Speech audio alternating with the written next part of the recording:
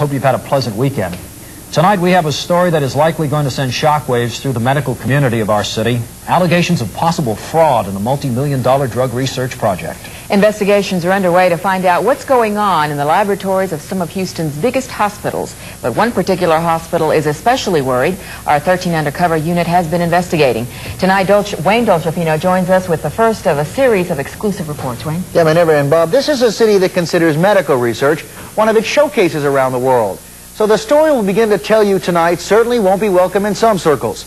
At the center of the controversy, an unlikely figure, a famous Houston surgeon with dozens of awards and citations for his scientific research. Our story begins in the heart of the Texas Medical Center.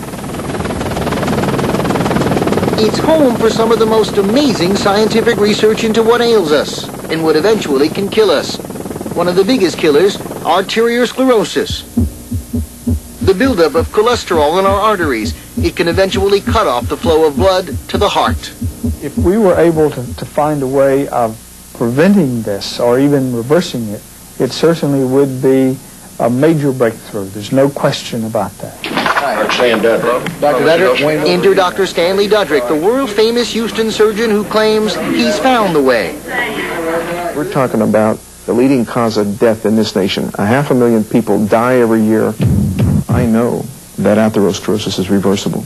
I've touched it when it was there, and I've touched the same vessels years later, and it was gone. Herman Hospital believes so strongly in Dudrick's claims that the charity hospital in 1990 gave him a lucrative 10-year deal to continue his research into his self-described wonder drug Aphrmine. Aphrimine reduces cholesterol faster and to a greater order of magnitude than any drug or anything else you can take or do.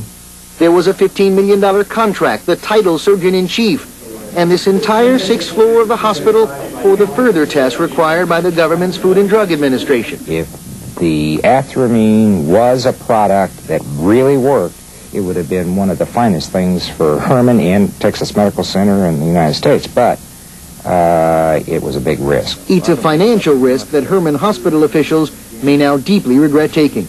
Dr. Dudrick's multi-million-dollar medical center project is now under investigation by the Food and Drug Administration and the hospital. What you're alleging is that this research paper is a fraud. To the best of my knowledge, it is fraud. The Aphrmine research project was halted very quietly in March after the huge drug company giant Baxter International in Chicago cut the money veins for Herman's life-saving drug therapy. 5 of the 7 of the latest human volunteers had come down with infection. This is not like an infection on your finger. This is next to your heart, and man, did I get disturbed. Among the questions, did officials here at Herman Hospital move too slowly to respond to the warnings of potentially suspect medical research? If so, it could represent another ugly chapter for a hospital that's no stranger to scandal. A month-long, 13 Undercover investigation is painting a disturbing portrait of this medical center project. A story of politics. I've heard a lot of things since that there was a meeting of the board selecting members at the River Oaks Country Club. Of greed. So I was into it for around 52 grand, and that's all out of me and my friends. And deception. All I can feel is just a real sense of betrayal. And these people paid between $30,000 and $50,000 on this off chance that this thing might work. Desperate people will pay more than that to save their lives, Mr. Dolcefino. This affair already involves bitter feuds between former friends and associates, a flurry of lawsuits, and investigations tonight, some criminal trying to sort it all out. Obviously, the stakes are high.